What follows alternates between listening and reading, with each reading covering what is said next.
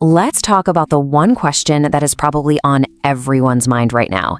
It's a question that sits right on the edge between incredible excitement and, a little bit of fear. What is artificial intelligence actually going to do to your job? Okay, let's dive in. I mean, it really feels like a fork in the road, doesn't it? On one path, there's this explosion of brand new careers, new opportunities. But on the other path, there are some pretty serious warnings about mass unemployment. So which one is it? We're going to unpack both sides of this thing. Okay, so let's start with the promise. And it is a big one. Look at this number. That is not a Powerball jackpot. That's a potential salary for a job title that literally didn't even exist a few years back. AI is kicking off a brand new gold rush. And yeah, some people are striking it rich, but that's only half the picture. Because then you see this. This is the other side of the coin. And this warning, this isn't coming from some tech skeptic. This is from Dario Amodei, the CEO of Anthropic, one of the top AI labs in the world. The very people building this tech are the ones sounding the alarm.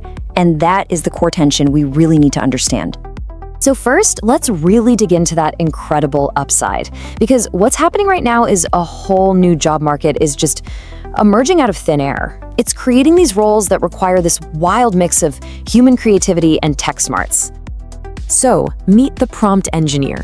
You can think of them as AI whisperers. Seriously, they don't write complex code. They write instructions, questions, and commands in plain English to coax the best possible answers out of these giant AI models.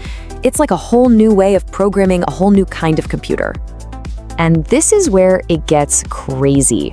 The money here is just staggering. The average salary for a prompt engineer is already blowing past a lot of traditional tech jobs. But just look at the top end. The best of the best are commanding salaries over $300,000. This isn't just a new job, it's a completely new high-value skill. The demand for people who can speak AI is absolutely red hot right now. But hey, it's not all just about the technical skills. As these AI systems get more and more powerful, we desperately need a human conscience to guide them. That's where the AI ethics officer comes in. Their whole job is to make sure these systems are fair, that they don't just amplify our own biases, and that they're used responsibly. It's proof that some of the most critical jobs of the future are going to be the ones that a machine simply can't do. And please, don't think for a second this is just some Silicon Valley bubble phenomenon. No way. This is happening everywhere. Hospitals need techs who can work alongside AI diagnostic tools. Ad agencies need creatives who can use AI as a collaborator. Factories need mechanics who can fix the robot's arm and its brain. Okay, so that's the exciting part. But now we have to flip the coin and really listen to these warnings. And again, they're coming from the very architects of this revolution. Look, it's one thing for critics on the outside to be worried. It's a whole other ballgame when the creators themselves are raising red flags. So what's the core of the warning? It's pretty simple. This time just feels different. The sheer speed and the massive scope of AI's impact are like nothing we've ever seen before. The argument isn't that we humans can't adapt. It's that we might not be able to adapt fast enough this time. So who's most at risk here? Well, the warning points a finger directly at entry-level white-collar jobs. Think about it for a second. The AI models we have today are already performing at the level of a really smart, motivated college student. This puts them in direct competition for the exact jobs that have always been the first rung on the ladder for millions of careers. Now, before we all panic, it's worth remembering that this feeling of massive technological change, it's not entirely new.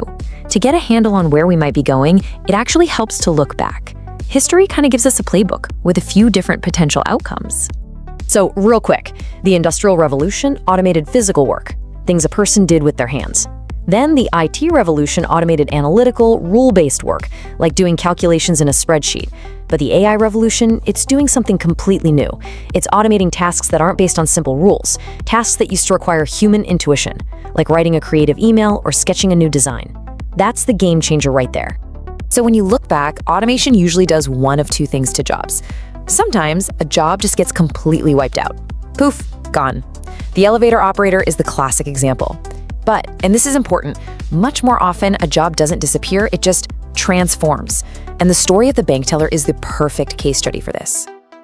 You see, everybody thought ATMs were going to be the end of bank tellers. It made perfect sense, but the exact opposite happened. The ATMs made it way cheaper to operate a bank branch, so banks just opened more branches. And because the machine was handling all the boring cash counting, the humans, the tellers, were freed up to do higher value stuff like customer service and sales. The job didn't die, it evolved into something more valuable. And that story, that paradox, brings us to what's probably the most realistic vision for the future. It's not going to be humans versus machines. It's going to be humans with machines. All the latest research is pointing to a future that's built on one thing: collaboration. And look, this isn't just a hopeful guess. A massive review of over 100 different scientific studies came to one crystal clear conclusion. The future isn't about replacement, it's about partnership. The winning companies aren't going to choose between humans and AI. They're going to figure out how to fuse them into superpowered teams. Researchers even have a name for this: the Human AI Team, or HIIT for short. And it's exactly what it sounds like. It's a formal partnership between a person and an AI, working together, playing to their own unique strengths to get a job done. This isn't just some fuzzy idea. It's becoming a real, practical framework for how work gets done. So how do you actually make these teams work? Well, the research points to a few simple rules. You have to be super clear about who does what. You have to be committed to constantly learning new skills. And maybe most important of all, you gotta set it up so the human and the AI are complementing each other, not stepping on each other's toes. At the end of the day, the goal is to build the ultimate dream team. You let the AI do what it does best: crunch numbers, analyze massive data sets, and work at lightning speed. And that frees up us humans to do what we do best: use our judgment, think strategically, show empathy, and get creative. So if this is the path forward, why does everything feel so chaotic and overwhelming right now? There's this absolutely brilliant analogy from a futurist named Lars Thomson that just perfectly captures the feeling of insane acceleration we're all living through. He calls it the popcorn moment. And it's the perfect way to understand how years of slow, steady change can suddenly, violently erupt into an explosion of transformation that changes everything. Just think about making popcorn. For years, AI development was like the oil slowly heating up in the pan. Stuff was happening, but you couldn't really see it. Then we heard the first kernel pop, an early AI tool that made a little noise in one specific area. But right now, we're in the middle of the exponential pop. Suddenly, all at once, kernels are bursting everywhere, in every single industry, all at the same time. And here's the thing, that pan of oil, that's your career, and you can feel the heat getting turned up, can't you? This change isn't coming anymore, it's here. So the real question for all of us isn't if our world is going to change, it's how are you going to prepare for the pop? Thanks for watching. Don't forget to like, subscribe, and share. It really helps the channel grow. See you in the next video.